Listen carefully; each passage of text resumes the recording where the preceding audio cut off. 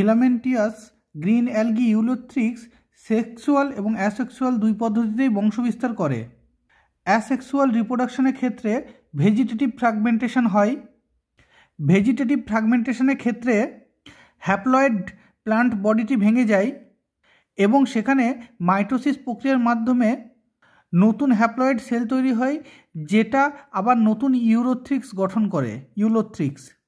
এছাড়াও অ্যাসেক্সুয়াল রিপ্রোডাকশনের ক্ষেত্রে জুস্পোর তৈরি হতে পারে মাইটোসিস প্রক্রিয়ার মাধ্যমে। জুস্পোর থেকে আবার নতুন হ্যাপ্লয়েড প্লান্ট বডি তৈরি হতে পারে।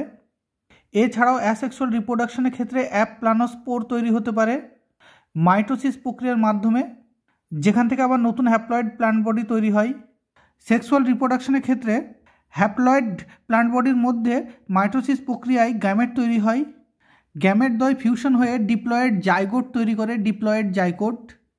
জাইগোট মিওসিস প্রক্রিয়ায় হ্যাপ্লয়েড স্পোর গঠন করে, যেখান থেকে যা নতুন প্লান্ট বডি তৈরি করে পুনরায়।